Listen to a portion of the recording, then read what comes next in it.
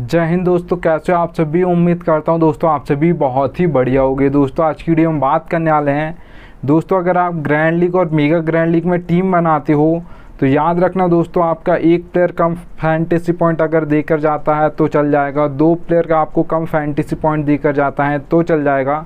पर आपके कैप्टन और वाइस कैप्टन फ्लॉप हो जाते हैं या कम फैंटेसी पॉइंट देकर जाते हैं तो आपकी ग्रैंड लीग और मेगा ग्रैंड लीग में बिल्कुल भी फर्स्ट रैंक नहीं आएगी। याद रखना, आप टॉप 10 में भी नहीं आओगे, याद रखिएगा। तो आज की वीडियो में यही बताने वाला हूँ आप कैसे कैप्टन और वाइस कैप्टन सेलेक्ट करोगे जिससे कि आपके कैप्टन और वाइस कैप्टन हमेशा सही जाएँ। ठीक है, चलिए दोस्तों आगे बढ़ता हूँ। तो यहाँ पर देखिएगा, सबसे पहले जिस भी टीम में मतलब आप कैप्टन और वाइस कैप्टन बनाना चाहते हो जिस भी मैच में, ठीक है, तो उस मैच की आपको फुल नॉलेज होनी चाहिए। अगर आपको नॉलेज नहीं है तो फिर जिसे सब बना रहे हैं रिसेंट फॉर्म देख के उसे ही आप बना दोगे, आपको बिल्कुल भी नॉलेज नहीं है उस मैच की। अगर आपको उस मैच की नॉलेज है तो फिर आप अपने लक से नहीं बनाओगे तो किसे नहीं बनाओगे, आप सोच समझ के बनाओगे किस कौन बन सकता है और मैं किसे क्यों बना रहा हूँ। ठीक है, अब मैच फुल नॉलेज में आप क्या क्या देख सकते हो, प्लेयर्स का फॉर्म देख सकते हो, पिच रिपोर्ट देख सकते हो, हेड टू हेड बैटल्स देख सकते हो। ठीक है, उसके बाद आप बैटिंग ऑर्डर देख सकते हो, कौन कहाँ पर बॉलिंग करेगा ये देख सकते हो। ये सब आप देखकर बनाओगे तो बहुत ज़्यादा चांस होगा कि आपके कैप्टन और वाइस कैप्टन सही जाएँ। ठीक है, चलिए दोस्तों सेकंड नंबर टिप की हम बात करते हैं। तो आप देख पा रहोगे पिच रिपोर्ट। दोस्तों पिच रिपोर्ट आपको 3 टाइप्स के देखने को मिल जाएगी, बैटिंग फ्रेंडली, बैलेंस और बॉलिंग। अब नाम से ही समझ आ रहा है दोस्तों, बैटिंग फ्रेंडली पिच है तो बैट्समैन आपके परफॉर्म करने वाले हैं। ज़्यादातर जो ड्रीम टीम में आएंगे आपके बैट्समैन आने वाले हैं।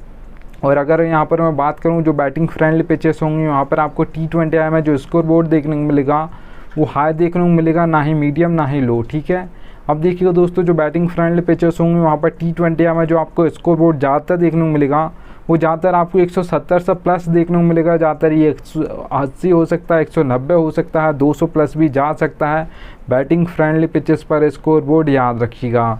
अब देखिएगा दोस्तों, अगर यहाँ पर मैं बात करूँ बैलेंस पिच की तो बैलेंस पिचेस पर दोस्तों जो ज़्यादातर स्कोर बोर्ड देखने को मिलेगा आपको मीडियम देखने को मिलेगा। और जो बैलेंस पिच होती है दोस्तों वहाँ पर ज़्यादातर आपके जो परफॉर्मेंस करते हैं और ज़्यादातर मतलब आपके जो परफॉर्मेंस करेंगे वो आपके थोड़े से बैट्समैन करेंगे और आपके यहाँ पर ऑलराउंडर्स करेंगे। ठीक है, ज़्यादातर। और जो कैप्टन और वाइस कैप्टन बनते हैं बैलेंस पिचेस पर वो आपके ऑलराउंडर्स बनते हैं, क्योंकि उनका दोस्तों आप सभी को पता होगा 2 तरीके से फैंटेसी पॉइंट देते हैं ऑलराउंडर। एक आपको बैटिंग करके देंगे, एक आपको बॉलिंग से एक आध 2 विकेट लेकर देंगे। ठीक है, तो यहाँ पर बैलेंस पिचेस पर जो ऑलराउंडर्स होते हैं उनकी बैटिंग जल्दी आ जाती है, 1 से 2 विकेट जल्दी गिर जाते हैं। तो 4 नंबर 5 नंबर 6 नंबर जो बैटिंग ऑर्डर होता है वो ऑलराउंडर्स का होता है। यहाँ पर आपको जो स्कोर बोर्ड देखने को मिलेगा वो मीडियम देखने को मिलेगा। T20I स्कोर बोर्ड की अगर मैं बात करूं जो बैलेंस पिचेस पर आपको देखने को मिलेगा वो याद रखिएगा दोस्तों 150 से लेकर 170 के बीच में आपको ज़्यादातर देखने को मिलेगा। ज़्यादातर 160 165 देखा जाता है बैलेंस पिचेस पर, याद रखिएगा। अब देखिए दोस्तों यहाँ पर अगर हम बात करें बॉलिंग पिच की तो याद रखिएगा सबसे पहले 2 टाइप्स के हमारे बॉलर्स होते हैं। एक आपके पेसर्स होते हैं जिससे आप फास्ट बॉलर्स बोलते हो, एक आपके स्पिनर्स होते हैं दोस्तों। ज़्यादातर जो विकेट निकालते हैं दोस्तों पेसर्स निकालते हैं, क्योंकि वो पावर प्लेइंग बॉलिंग करते हैं, उसके बाद डेथ ओवर्स में बॉलिंग करते हैं। जो आपके स्पिनर्स होते हैं दोस्तों वो तो मिडिल ओवर्स में बॉलिंग करते हैं जहाँ से सबसे कम विकेट गिरते हैं। वहाँ पर कोई भी बल्लेबाज ज़्यादा रिस्क नहीं लेता है, सिंगल डबल लेता है, एक आध चौका मारेगा, 9 से 10 रन निकालने की कोशिश करता है। इतने रन्स अगर मिडिल ओवर्स में आते हैं 9 से 10 रन तो बहुत होते हैं, याद रखिएगा। अब देखिए दोस्तों जो बॉलिंग पिचेस होंगी वहाँ पर जो सबसे ज़्यादा दोस्तों हैट्रिक्स भी लेते हैं वो आपके पेसर्स लेते हैं, याद रखिएगा। अब देखिए दोस्तों जो बॉलिंग पिच होगी वहाँ पर आपको जो स्कोर बोर्ड देखने को मिलेगा वो लो देखने को मिलेगा, ना ही हाई देखने को मिलेगा ना ही मीडियम, तो लो देखने को मिलेगा। लो की अगर मैं T20I स्कोर बोर्ड की बात करूँ जो बॉलिंग पिचेस पर आपको देखने को मिलेगा वो याद रखिएगा 130 से लेकर 150 के बीच में आपको ज़्यादातर देखने को मिलेगा। ज़्यादातर जो देखा जाता है 140 145 देखा जाता है बॉलिंग पिचेस पर, याद रखना। अब देखिए दोस्तों यहाँ पर थर्ड नंबर टिप की ओर बढ़ूँ उससे पहले बोल रहा हूँ अगर आप फैंटेसी क्रिकेट खेलते हो तो यहाँ से आपके भाई के टेलीग्राम पर जुड़ जाइएगा, मैं लिंक आपको दे दूँगा टेलीग्राम का, यहाँ से जुड़ जाइएगा। ठीक है, अगर आप फैंटेसी क्रिकेट खेलते हो तो यहाँ से जुड़ना।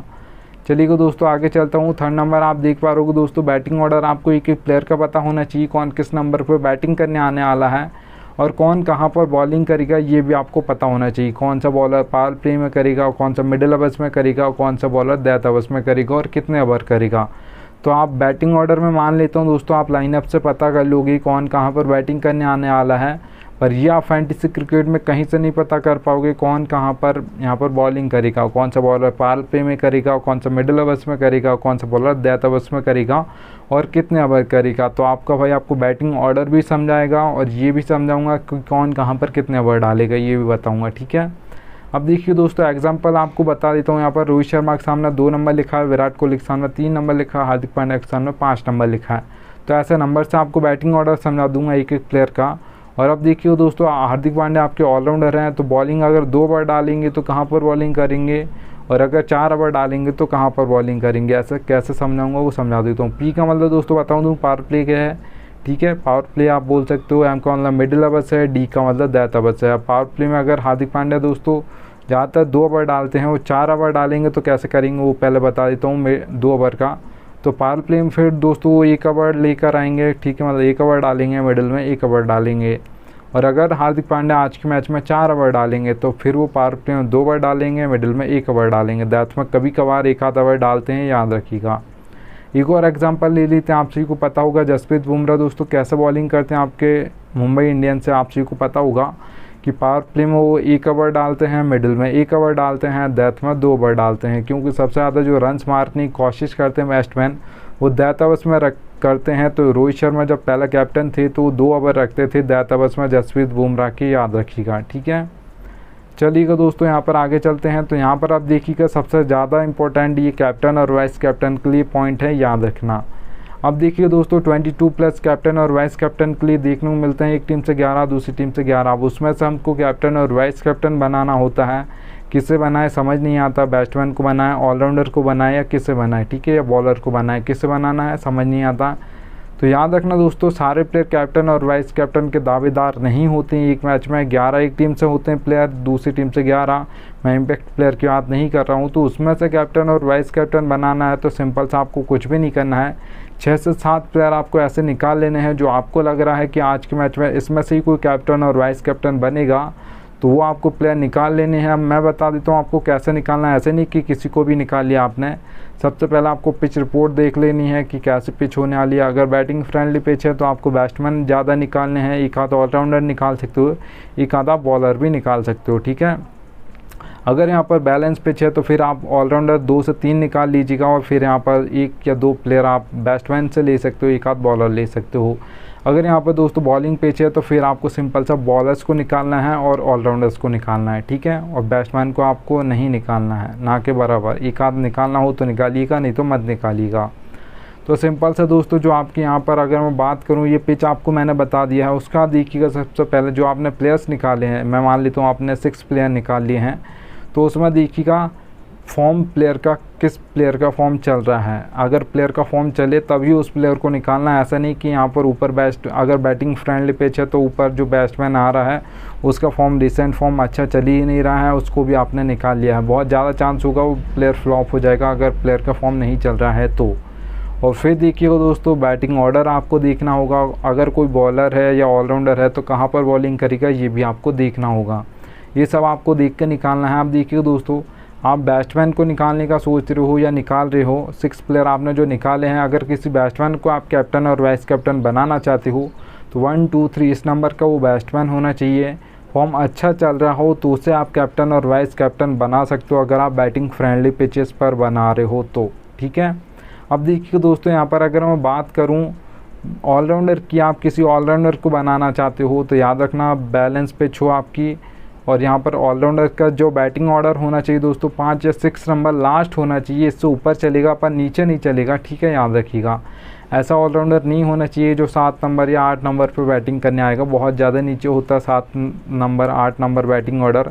और जो बैलेंस पिच होगी वहाँ पर जल्दी विकेट गिरते हैं, तो यहाँ पर आपके ऑलराउंडर्स की जल्दी बैटिंग आ जाएगी 4 या 5 या 6 नंबर ऑलराउंडर की, तो अच्छी खासे फैंटेसी पॉइंट आपको बैटिंग से दी जाएगा और एक आध विकेट लेकर दी जाएगा। और याद रखना दोस्तों ऐसे ऑलराउंडर को आपको कैप्टन और वाइस कैप्टन नहीं करना है जो सिर्फ बॉलिंग ना करे, मतलब करे अगर बॉलिंग तो 4 ओवर करना चाहिए। ऐसा नहीं कि 1 या 2 ओवर डालेगा ऑलराउंडर है तो, ठीक है, 4 ओवर डालने चाहिए, 1 या 2 नहीं, ठीक है। अब देखिए दोस्तों किसी बॉलर को बनाना चाहते हो, T20 मैच है, बॉलिंग पिच है आपकी, तो यहाँ पर 2 ओवर डालता हो, फॉर्म अच्छा चल रहा हो, उस बॉलर को आप कैप्टन और वाइस कैप्टन बना सकते हो। और अगर यहाँ पर मैं बात करूँ ओडीआई मैच है तो फॉर्म अच्छा चल रहा हो उस बॉलर का, तो डेथ में यहाँ पर थोड़ा बॉलिंग के लिए अच्छा सपोर्ट हो, तो आप डेथ में यहाँ पर 3 से 4 ओवर डालता हो, उससे आप कैप्टन और वाइस कैप्टन कर सकते हो, क्योंकि डेथ में 1 ओवर में 2 से 3 विकेट गिर जाते हैं, याद रखना। सेट होने का आपको बिल्कुल भी टाइम नहीं मिलता है डेथ ओवर्स में, याद रखना। चलिए दोस्तों यहाँ पर अब 5th नंबर बता देता हूँ। दोस्तों ये पॉइंट आपको कोई भी नहीं बताएगा, आपका भाई आपको बता रहा है, रियलिटी है ये फैंटेसी क्रिकेट की, पर कोई बताता नहीं है। नीड लक दोस्तों, ज़रूरत पड़ेगी आपको लक की। कोई भी कॉन्टेस्ट आप खेलते हो, head to head, small league, grand league, mega grand league, सभी में लक की ज़रूरत पड़ती है, ये रियलिटी है। नीड लक लिखा मैंने, ठीक है, ज़रूरत पड़ेगी आपको लक की। हेड टू हेड कॉन्टेस्ट खेलते हो 10% लक की ज़रूरत पड़ेगी, 90% आपकी नॉलेज चलेगी। अच्छी खासी आपको फैंटेसी क्रिकेट की नॉलेज है, सोच समझ के टीम बनाते हो, तुक्का नहीं मारते हो, तो आप हेड टू हेड कॉन्टेस्ट जीत जाओगे, याद रखना। अब स्मॉल लीग कॉन्टेस्ट की अगर मैं बात करूँ, जिसमें 3 से 4 मेंबर कॉन्टेस्ट होते हैं, अगर ज़्यादातर यही होते हैं 3 से 4 मेंबर, और भी मेंबर्स होते हैं, उन्हें भी आप स्मॉल लीग बोलते हो, ठीक है। अब देखिए दोस्तों 3 से 4 मेंबर कॉन्टेस्ट में अगर आप भाग ले रहे हो, ज्वाइन कर रहे हो, तो याद रखना यहाँ पर आपका 10 से 20% लक हो जाएगा। 102 मेंबर्स बढ़ रहे हैं तो यहाँ पर 20% लक हो जाएगा, 90% आप यहाँ पर 80% आपकी नॉलेज चलेगी। अच्छी खासी आपको फैंटेसी क्रिकेट की नॉलेज है, तो यहाँ पर भी आप स्मॉल लीग कॉन्टेस्ट भी जीत जाओगे, याद रखिएगा।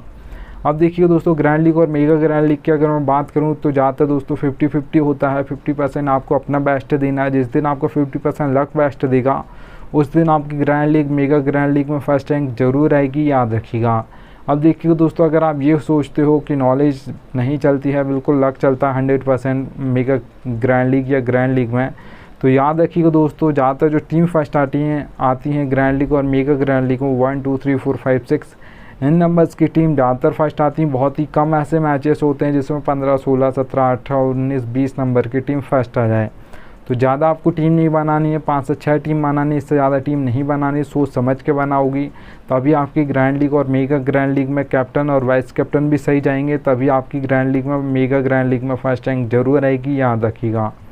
तो दोस्तों थैंक्स एंड आ चुका है। अब मिलता हूँ आप सभी से नेक्स्ट वीडियो में, तब तक के लिए जय हिंद।